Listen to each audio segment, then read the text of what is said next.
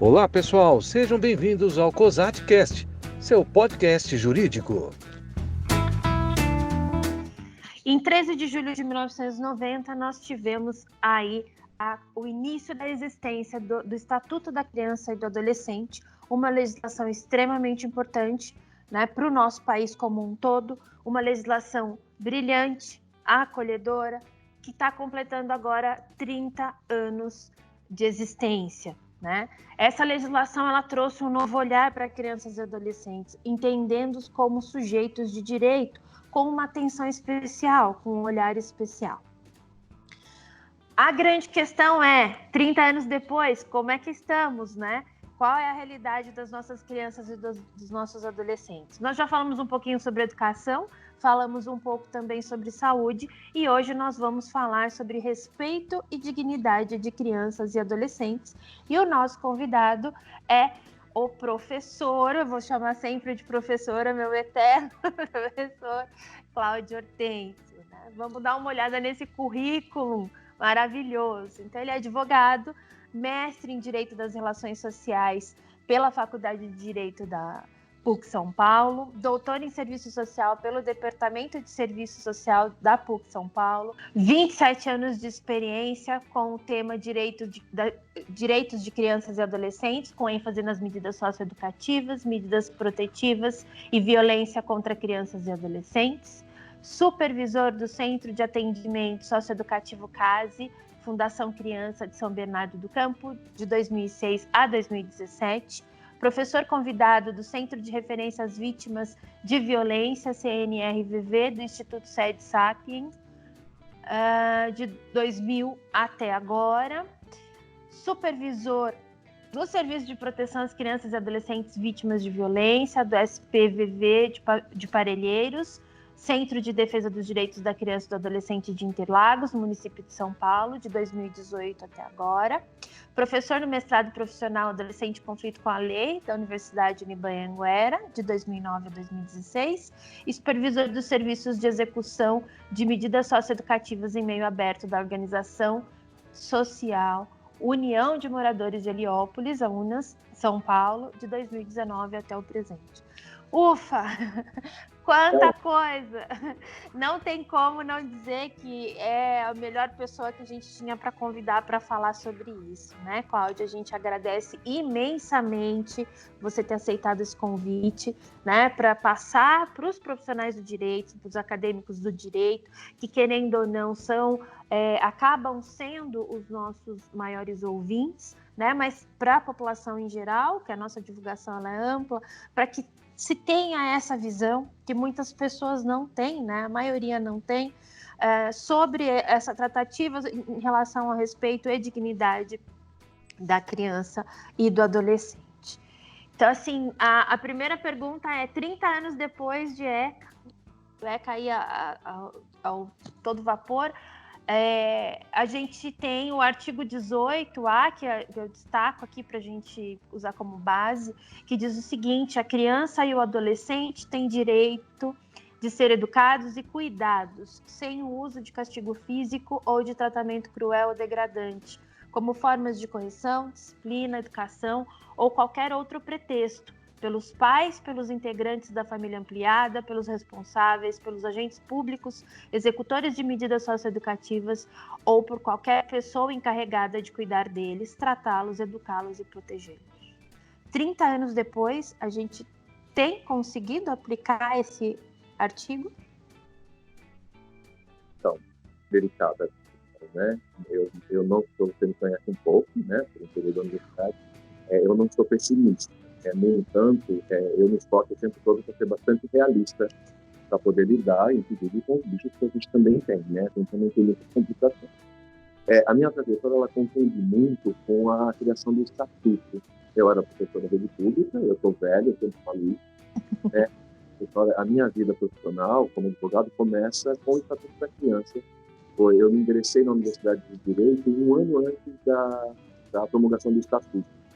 E eu era professor da rede pública durante 12 anos, trabalhando com criança e adolescente, enfim. E o Estatuto sempre me chamava a atenção porque essa discussão já existia na escola, já existia na rede pública. Eu trabalhava na rede privada Na rede privada, muito longe disso, mas na rede pública existia lá um trabalho assinado, garantia do artigo 227, isso passou pelas minhas mãos enquanto professor. Quando eu fui na universidade, eu me deparei com essa questão e tive a sorte de conhecer uma pessoa interessante que já militava nessa área, também professora, e foi fazer direito. Era uma militante, Valdênia Paulino. Terminou o doutorado agora, inclusive, aqui na São Paulo.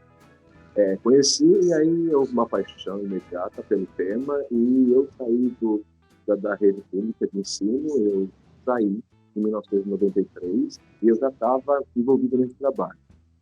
Eu tive um formador muito importante na minha vida, quando você falando sobre a pergunta que você faz, muito interessante. Todo mundo que for estudar direito da criança e do adolescente vai encontrar esse nome. É Vandelino Nogueira Neto. É um procurador de justiça, falecido, faz 2 anos que ele morreu, amigo querido, né, um militante da área da infância, um militante oficial, um grande procurador, um grande jurista. E ele, uma vez conversando com ele, um trabalho que eu fiz com ele em Tocantins, em Palmas, num jantar, ele dizia assim, que eu estava muito angustiado, né, com toda essa incompreensão. Nosso trabalho era dividido junto com os juízes e promotores da região do Norte. Eu dizia assim, eu fico muito incomodado com a legislação, porque parece que é receita de bolo. Uns gostam, outros não gostam, parece que tem que cair num gosto público. Isso, na minha concepção de advogado, isso não faz parte da nossa reflexão jurídica. Ele dizia assim, Cláudio, não se apoquente não, baiano, né? É baiano.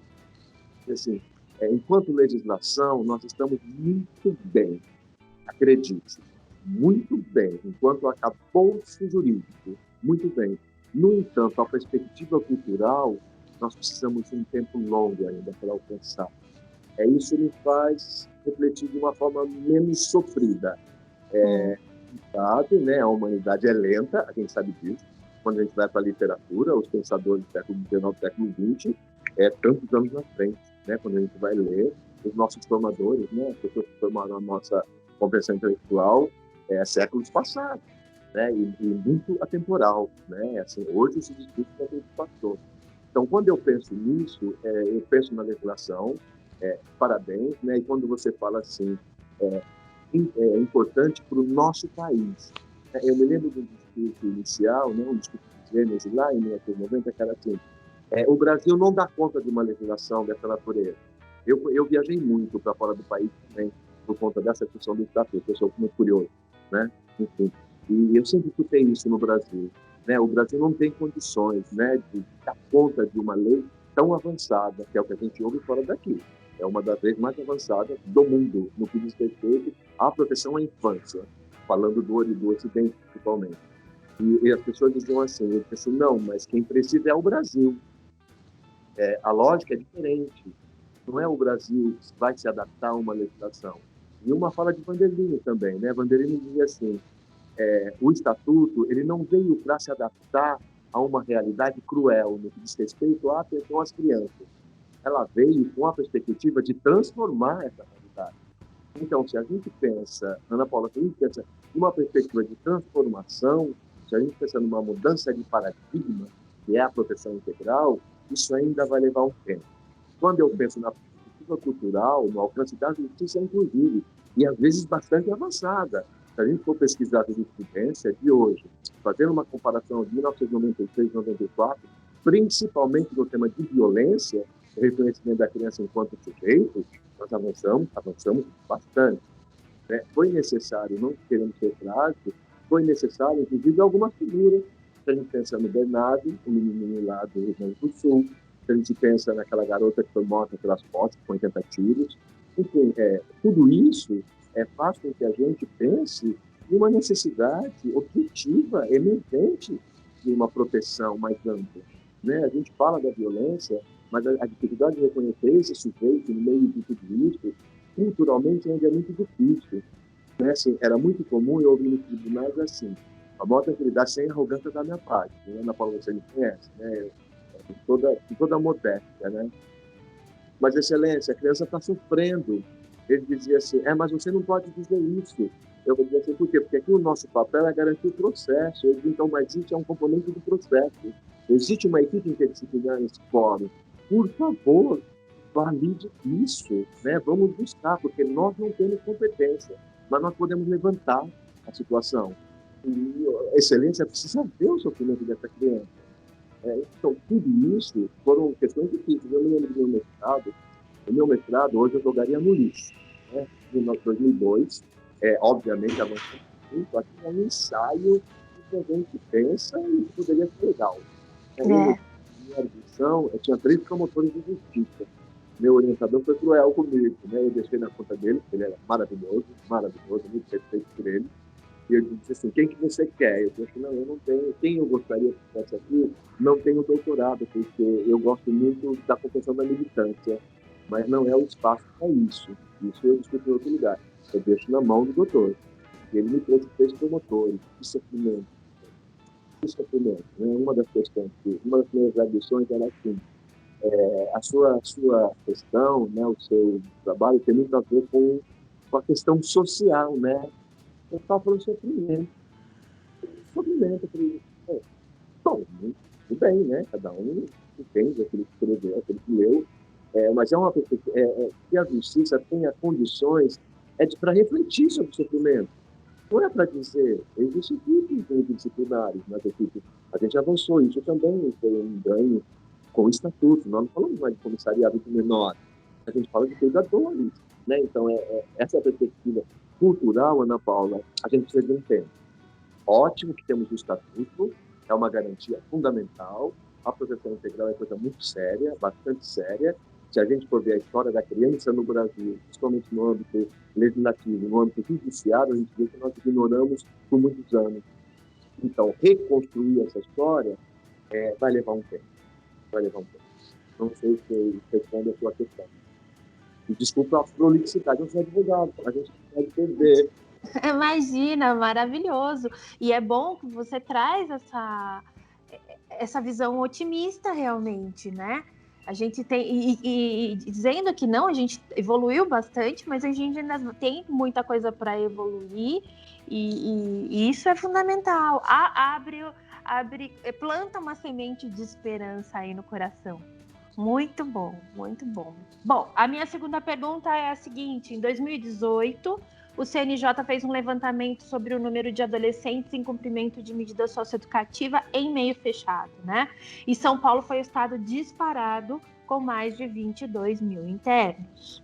O ECA, ele prevê que a internação ela é uma medida excepcional, né? O que justificaria esse grande número de adolescentes internos e na realidade que nós temos aqui no estado de São Paulo? Gosto da pergunta, Paulo, verdade. Né? A gente sempre responde essas questões. Cada vez que a gente vai responder, a gente restabelece uma reflexão também, uma reflexão interna. Não resumindo, essa é a minha opinião, né? Nós não somos donos da verdade, né? Existe um histórico maldito sobre internação, né? Assim, existe um ditado que diz: as pessoas que têm muitas referências, elas acabam perdendo as referências. Eu não gosto dessa afirmação. Eu sou professor, né? Assim, o âmbito acadêmico, ele nos obriga a trabalhar com referências o tempo todo. Como nós estamos falando com acadêmicos do direito, é importante a gente fazer algumas questões bastante práticas. Existe um livro que chama A Garantia Constitucional de Crianças e Adolescentes. É um livro de 2001, se não me engano. Eu tenho ele aqui, depois eu posso passar para você. Eu te passei na bibliografia quando nós estudamos juntos. É da doutora Marta Toledo Machado. É uma promotora de justiça. Ela é uma promotora de justiça aqui do estado de São Paulo. Ela foi promotora criminal há muito tempo. E ela ficou também muito tempo no Centro Operacional do Ministério Público de São Paulo. São Paulo é uma cidade grande, mas às vezes é uma que conhece. E aí eu acabei encontrando essa professora, hoje eu posso dizer que é minha amiga, posso dizer que é uma referência muito positiva, na Colômbia, no estágio que a gente fez em Bogotá e Medellín.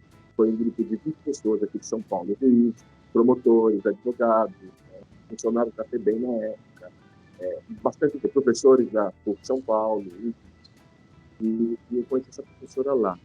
E do doutorado dela nasceu um livro. Esse livro é esse livro funcional que eu te falei, Proteção de Criança e Adolescente. Ela afirma, não sou eu, é uma promotora de justiça, ela afirma no livro dela, quando o Estatuto foi promulgado, em 1990, quando ele foi promulgado, 80%, é até ela que diz, não é fala minha, 80% de crianças e adolescentes que estavam internados na FEBEM São Paulo não eram sujeitos que praticaram qualquer tipo de ato infracional.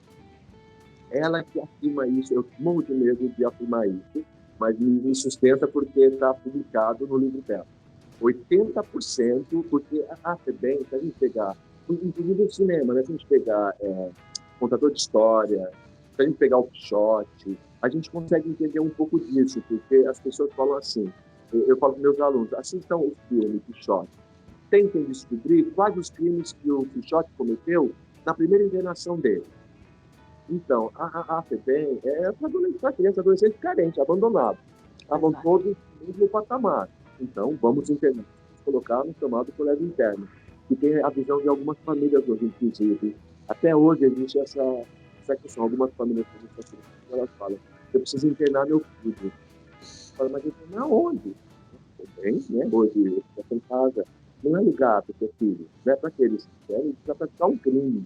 Eu já ouvi de um defensor público dizer que no plantão dele, no plantão dele aqui na Liberdade, um defensor que você conhece, né, ele dizia assim para mim, num plantão no domingo, chegou um pai e um adolescente da periferia aqui de São Paulo. Chegou 10 horas da manhã na Defensoria Pública. Eu vim aqui e preciso internar meu filho. Por que preciso internar seu filho? Porque o tráfico quer matar. Desse jeito, a conversa. Porque o tráfico quer matar esse menino. Mas não tem como internar. Tem que pensar em outras possibilidades. Aí não vai internar. Mas por que não pode internar? Eu quero mandar ele para a FEBEM, o tempo da FEBEM. Mas eu não posso mandar ele para a FEBEM, não é assim que a coisa funciona. E foi explicar para esse pai como que funcionava. Aí o pai respondeu, tá bom, quem conhece a Liberdade sabe como que é a Liberdade dia de domingo aqui. Né? É um lugar turístico, cheio de gente. Aí o pai falou, feirinha.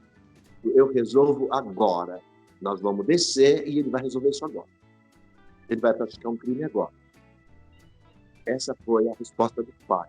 Claro que o defensor conseguiu conter o pai, obviamente. Vamos pensar em outras questões. Né? Assim, Então, essa é a ideia, inclusive, que as famílias têm, que é um espaço de proteção, é um espaço de cumprimento de uma medida socioeducativa.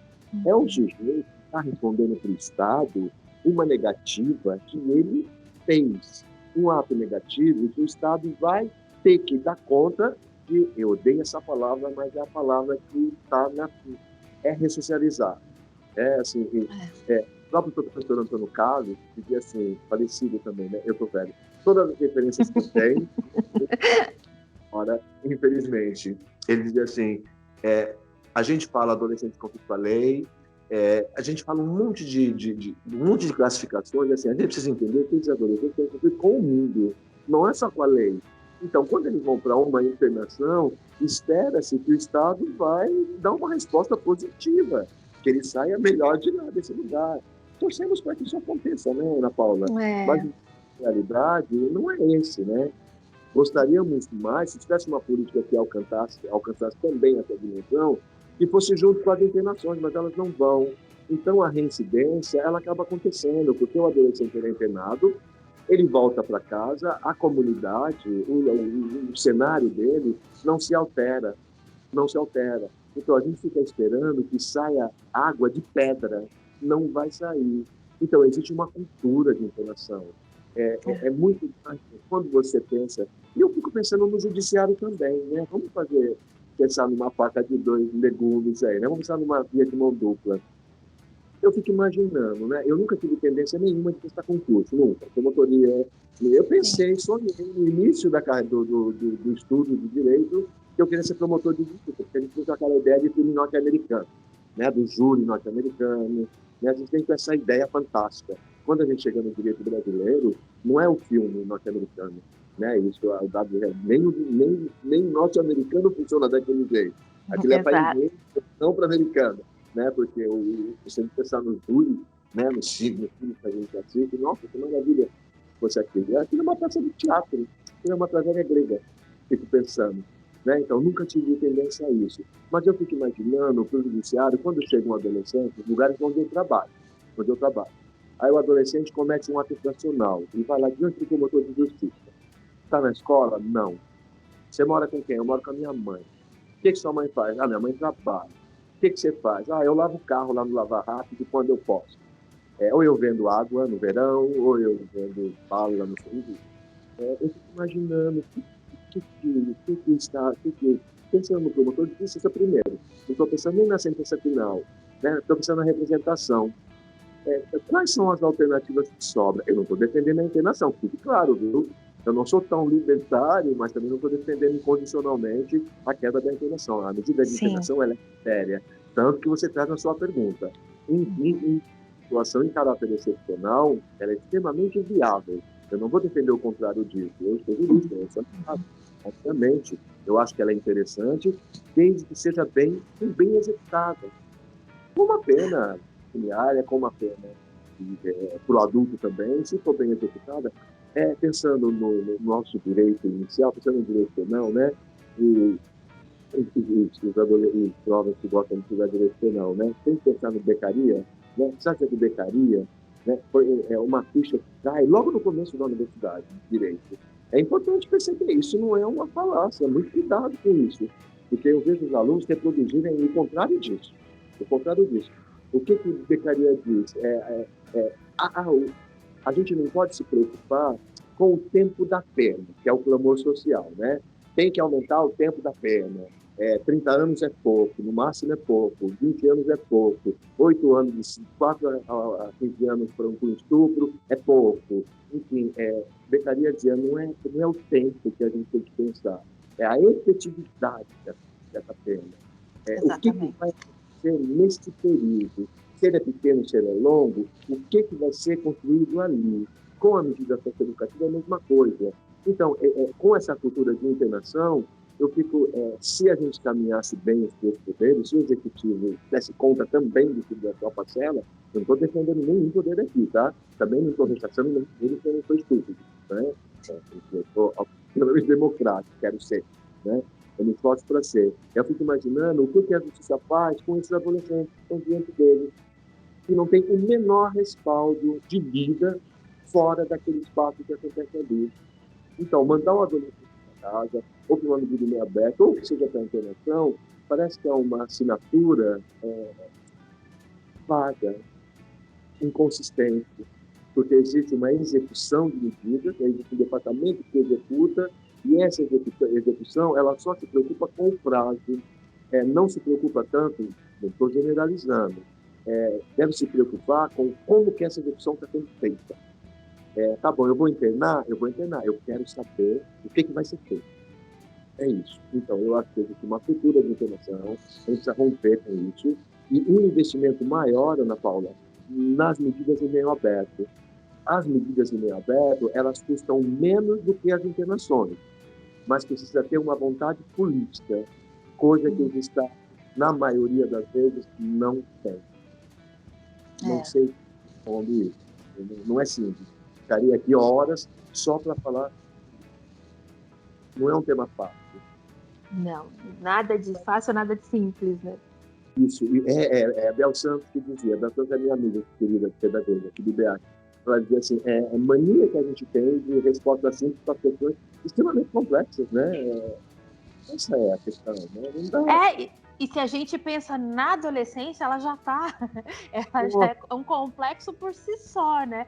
Por isso que não é simples, nada é simples para falar quando a gente fala de adolescência, né? Nada é simples. E que desespero desse pai que você trouxe aí nesse caso, né? Eu achei desespero. Sempre. Eu só não cito o nome do defensor, mas ele deve saber de quem eu estou falando. Assim, isso faz alguns anos, né? Não muitos anos, não, viu? Não faz muitos anos. Eu conheço inclusive o lugar de onde eu trabalho hoje lá naquela região. São lugares difíceis. A gente está vendo um pouco. Mas a minha pergunta na sequência. Então vamos lá, para a nossa terceira pergunta. Segundo a Unicef, desde 2012, a taxa de homicídios de adolescentes tem sido mais alta do que a da população em geral. E há um perfil claro dos adolescentes mortos. são, em sua maioria, meninos negros, pobres, moradores das periferias dos grandes centros urbanos, muitos dos quais estavam fora da escola há pelo menos 6 meses antes de serem assassinados. Quais os principais motivos que você encontra, que você enxerga dessa taxa tão elevada? Então, essa pesquisa é importantíssima, né? Eu sempre faço referência a ela também, né? IHA, né? IHA, que é Ensino na Adolescência. Acho que já tem duas edições dessa pesquisa, né? Se falo engano. Já fez 2 edições dessa pesquisa. Então, Ana Paula, parece, não você viu, as perguntas são maravilhosas, porque é um roteiro ótimo, né? Mas eu fico pensando, assim, estamos falando com alunos acadêmicos de direito. E um público em geral, tá? Mas, assim, quem vai acabar vendo mais são os acadêmicos. Você vê que o dado está posto, né, Ana Paula? A gente vê isso todos os dias, né? Eu conversava com um amigo ontem assim, eu quero abrir o meu Facebook, eu quero ver só meme. Eu quero ver charge, eu ainda me divirto de verdade, posso ser perverso. Mas eu me divirto com a charge, por mais cruéis que elas sejam, aquelas necessárias, como o Pasquim foi lá na década de 80, na década de antes. Assim, acho que são fundamentais, tem que existir. Né? E a gente conversava isso ontem. Porque todas essas situações que você está dizendo, o homicídio na adolescência, nós estamos vendo, a gente vê com muita clareza. Né? Quando a gente vê, por exemplo, eu fiz outras exemplos, muito mesmo do mesmo. Mas se a gente pega a Polícia Paulista hoje, sem generalizar, obviamente que eu não vou generalizar, nunca vou generalizar. Né? A prática, o que aparece hoje são as ações extremamente negativas. E quando você vê o sujeito sacrificado, entre aspas, é esse mesmo quadro, porque as pesquisas já têm apontado isso há muito tempo. O desafio que a gente tem é ler essas pesquisas, fazer uma leitura crítica dessas pesquisas, as instituições usarem essas pesquisas, se é que as instituições também não percam o crédito na ciência, como a gente está vendo ocorrer nesse momento nesse país. Exatamente. Que as instituições levem essas pesquisas a sério e que as políticas públicas sejam pensadas a partir dessa complexidade, porque o dado está posto. Quais são as questões colocadas? O negro, o preto é bandido, o preto ganha, ele tem sorte, porque eu já ouvi isso de amigo meu, é negro, eu já ouvi de amigo meu, que é um negrinho de sorte. Não sabe a trajetória que eu fiz na minha vida, para chegar onde eu cheguei, e olha que eu não tenho nada, né? Eu não sou um trabalhador, né? Eu me identifico como um trabalhador.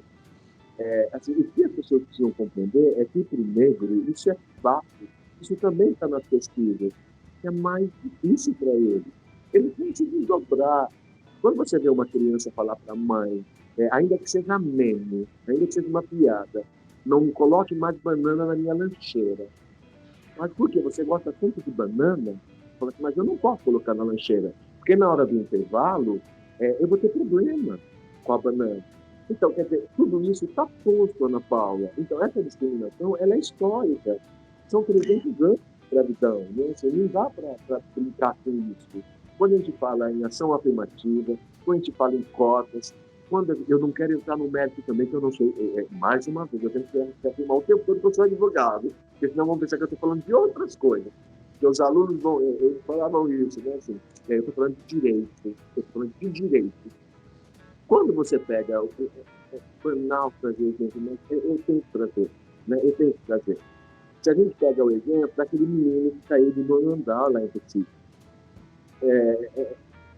não estou discutindo aqui se a proprietária do apartamento cometeu crime, não cometeu crime, eu não vou discutir, pode discutir, tem um abandono ali, claro, né? A promotoria é muito afetiva. Se vai ter uma desconstrução disso no futuro, o processo que vai dizer, eu não vou me enfrentar de nada porque eu não sou estúpido. Tá bom, teve um abandono ali. Assim, tá bom, eu vou levar teu cachorro, eu posso deixar meu filho aqui, tudo bem, pode deixar o filho ali.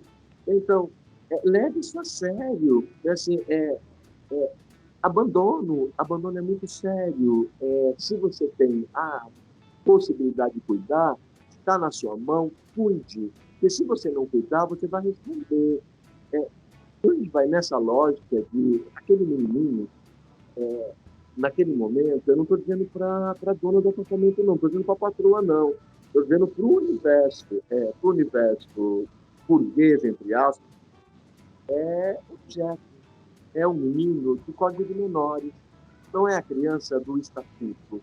Porque a criança do estatuto não é a criança do Código de Menores. O Código de Menores, se vire, sua mãe te deixou aqui, o problema é dela, o problema é seu, você está aqui, eu tenho a obrigatoriedade de cuidar de você. É isso, é o que a gente faz, Ana Paula. Eu vou dar um exemplo de plano a outro, tá? Mas é importante. É o cuidado que você tem com a Madalena. Exatamente.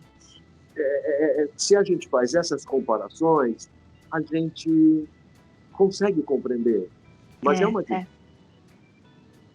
dinâmica delicada. Isso não é fácil compreender isso. Isso é um exercício humano. E é uma coisa do discurso, da questão do discurso e desse olhar novo que todo mundo precisa. E eu sempre falo em sala de aula também, acrescentando isso que você está falando, que o artigo 227 da Constituição, ele não excluiu ninguém da responsabilidade, da obrigação do cuidado, né? Então, quando se questionou, pegando esse caso do menino, o menino era uma peste, pouco importa que criança seja, se é o seu filho, se é o filho do outro, se é a criança que está na rua, quem quer que seja, né? Você está ao lado, você se torna responsável por proteger aquela criança de toda e qualquer possibilidade de ferimento, seja material, moral, intelectual. O cuidado é seu. A criança está perto de você. Eu não sou mãe, eu não sou Estado, o problema não é meu. É problema seu, sim. E é a Constituição que diz isso, né? Então, ela não teve a intenção. Claro que não teve, mas ela não teve a responsabilidade que um único artigo, a gente não está falando nem do Estatuto, né? Que um único artigo da Constituição dá para todo mundo. E trancasse as portas, fizesse uma contenção do garoto, não estou falando de pancada, nem de tapa. Que descesse com ele, né? Que pegasse na mão, descesse com ele e fala: mãe, tá aqui, eu não consigo segurar ele em casa. Isso. E quando você fala do rompimento, né, quando do paradigma, quando fala do 227, né, eu escrevi muito tempo atrás, né, e quando eu era garoto, qual que era o ditado? Quem pare o Mateus, tu embale. A proteção individual, ela rompe com isso. Né? E a gente pode pegar referência indígena, algumas tribos. Quando a criança nasce, ela não é a criança daquele pai. É claro que ele é o mentor, é claro que ele é o responsável, mas é uma criança da tribo. E, bom, não precisamos aprofundar, mas eu acho que é essa lógica, né? Assim, quem é esse sujeito, né? A gente vai levar um tempo ainda para compreender, né? E qual é o funcionamento? Por que a mãe levou a criança para o trabalho? Eu sou filho de um diarista, né? Eu cresci, né? Não mais, na minha infância é difícil. E quantas vezes eu fui para casa da patroa com a minha mãe? Eu tinha um privilégio, e minha mãe teve a sorte que os patrões, de verdade, eram maravilhosos, eram amigos. Não sei porque minha mãe, não sei. Eram amigos de presente de Natal, e eu me lembro, quando aconteceu a história do menino, que também me marcou bastante, eu vivi essa situação algumas vezes aqui na cidade de São Paulo. Para mim era sempre um prazer, era uma alegria quando a mãe levava para o trabalho. Era uma alegria. Enfim, mas era cuidado. Enfim. Mas eu tinha uma mãe que... Isso é tudo, né? Isso é extremamente importante.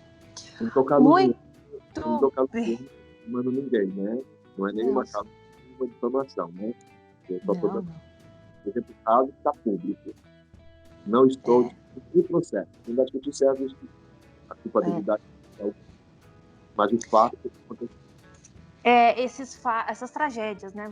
Eu prefiro chamar de tragédia realmente, para todos os lados. Quando elas acontecem, vêm para a mídia com esse furor, elas são importantes para que escancare, para que desenhe para algumas pessoas algumas coisas, né? Infelizmente, então a gente tem quase que um sacrifício aí de crianças e adolescentes para que pelo menos a população que acha que está fora de tudo isso é difícil. é se colocar no lugar do outro, né? Eu acho que essa é a aspiração cristã. E eu nem me afirmo enquanto cristão, você me conhece. Mas assim, é se colocar no lugar do outro sempre, né? Se eu, né? E se fosse eu? É sempre essa questão. Para tudo. Eu acho que para tudo. É aí que está estabelecido as relações sociais. É quando você pensa no imaginário, a troca, né? A troca. Muito bem. A minha próxima pergunta, a gente já falou dela um pouquinho, né? Mas se você quiser complementar, que é a questão da violência policial, que vem tomando cada vez, sempre volta, né? Assim, para a mídia. E você acabou já falou também, né? Que isso ocorre também com criança e adolescente, e a gente sabe, né? Recentemente, a gente viu principalmente da periferia, nós tivemos aquele caso dos bailes funks. Isso, em Paraisópolis. Essas marcas, elas estão na história, né? Ontem a gente fez 27 anos, né? 27 anos ontem, 23 anos ontem, da Candelária, da morte na Candelária, aquela morte absurda, logo depois do Estatuto. E uma coisa importante, a gente está há algum tempo na área, Ana Paula, é importante a gente ver, a gente está trabalhando em periferia a vida toda, foi muito comum, viu? Infelizmente, no início do Estatuto, a violência contra os adolescentes, ela foi agudizada, viu? Nós enterramos muitos adolescentes na época da promulgação do Estatuto, que era um mecanismo de resistência. É o que a gente está vendo agora. Esse mesmo cenário, infelizmente, nós estamos vendo agora. Porque nesse momento, não contando, fazendo um ponto de carochinha, nós estamos num momento de reafirmação do direito. Assim, quando a gente pega Bob, né, a era do direito, é agora, né, é o tempo todo. E nesse momento, principalmente esse momento no Brasil e em outros países também, é uma necessidade de reafirmação dos direitos. Nós estamos sendo chamados para isso, né, para uma reafirmação.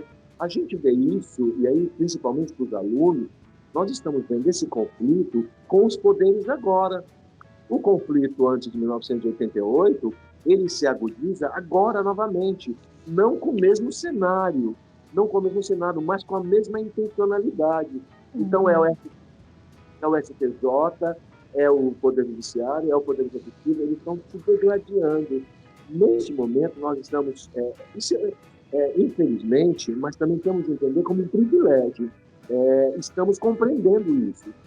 Se compreendemos isso, que é um momento de reafirmação do direito, eu acho que nós, advogados, nós do campo da justiça, nós temos uma obrigação ética, moral, fundamental nesse período. É obrigação ética e moral no campo da justiça, enquanto advogado. Eu não posso ser conivente com algumas coisas que... outro dia um debate, que eu não vou dar como exemplo, mas você vê assim, está público, isso eu posso dar como exemplo. Eu não estou dizendo para abrir os presídios não, tá? Eu também não sou louco, né? Vamos abrir os presídios, eu também não sou louco, né? Eu sou advogado.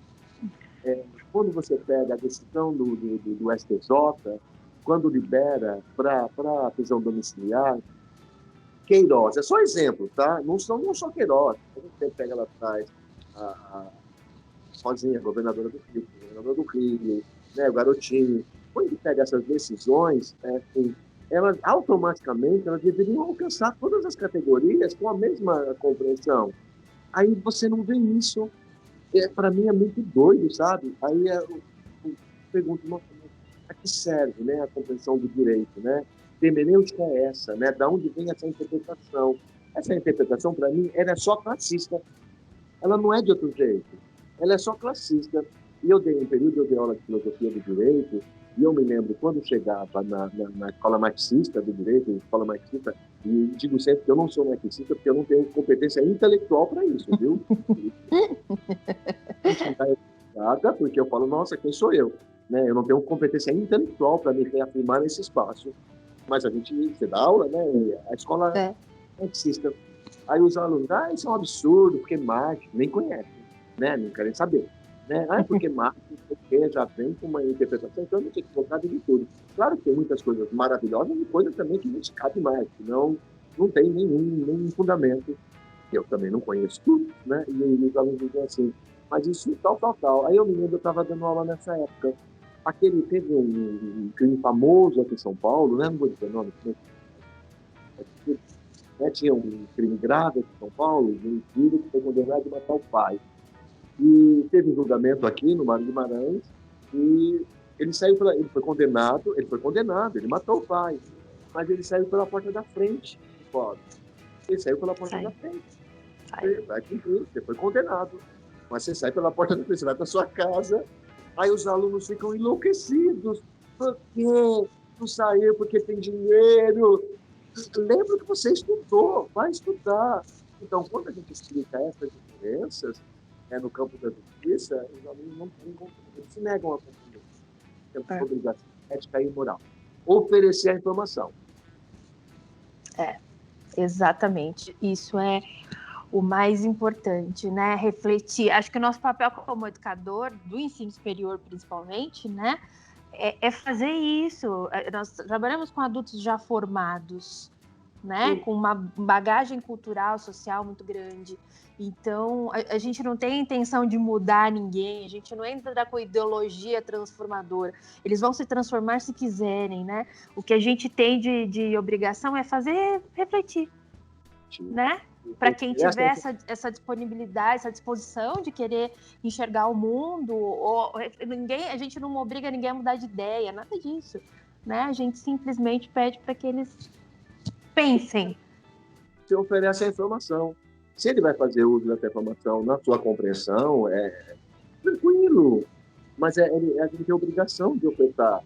Né? Assim, eu posso, inclusive, nem pensar assim, mas eu tenho a obrigação de ofertar. Né? É a história que teve aqui na São Francisco, né? Aqui na USP, no ano retrasado, um professor que fez apologia à ditadura na sala de aula com um aluno de direito. Né? Assim, não pode fazer isso.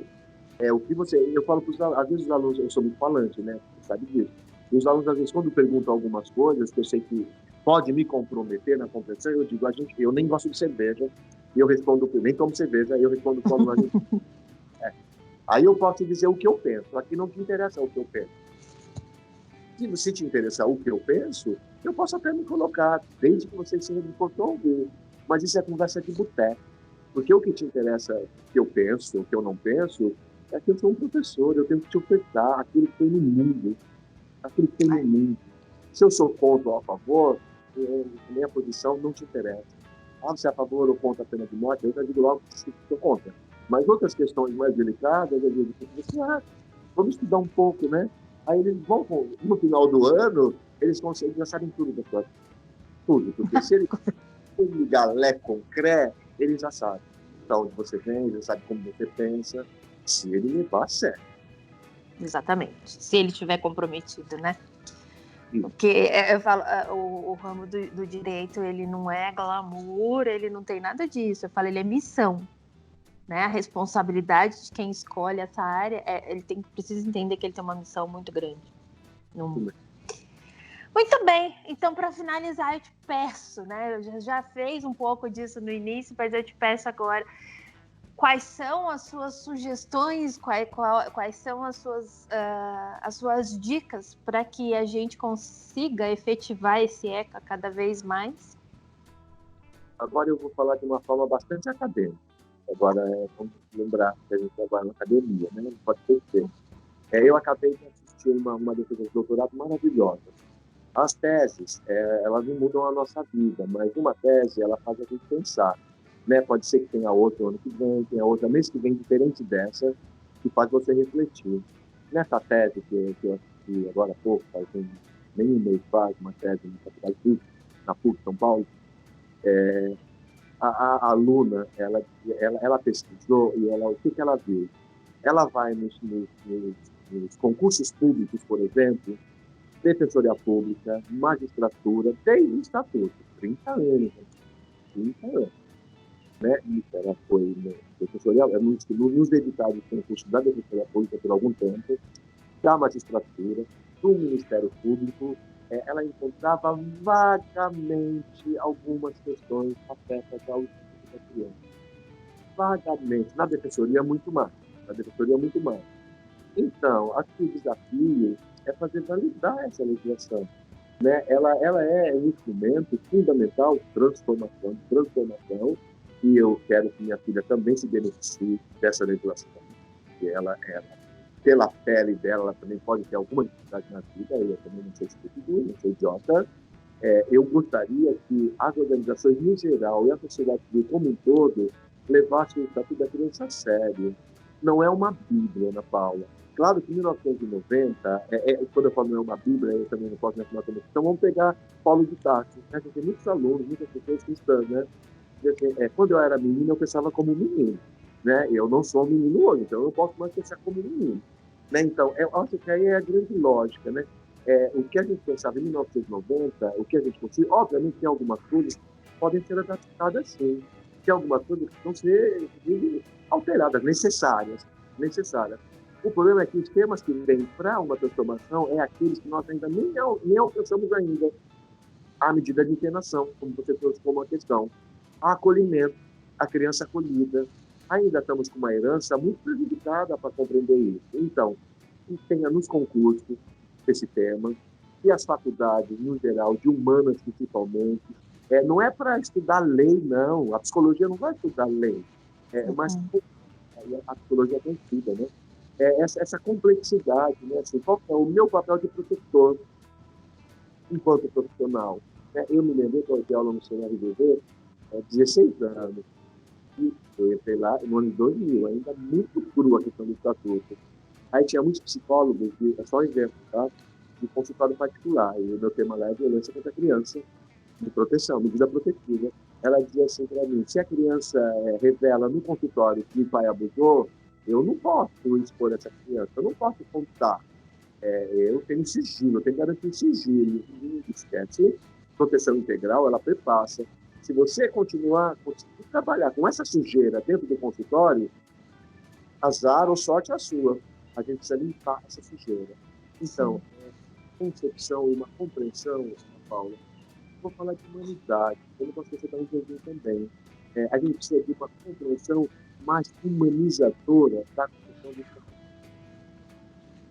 conceito social.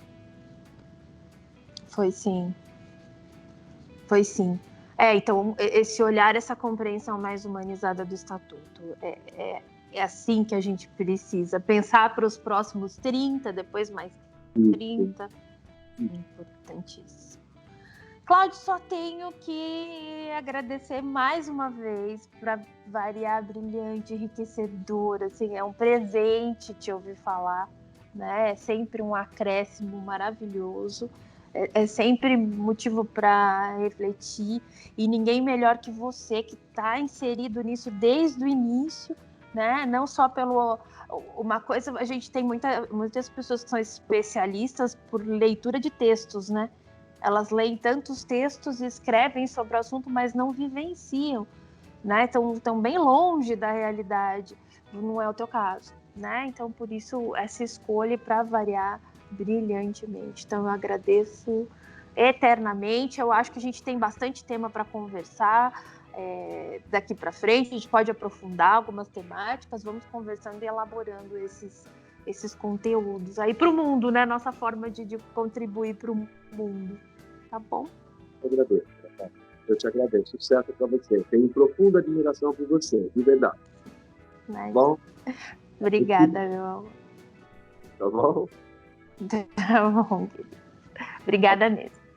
Um abraço, Paula. Outra.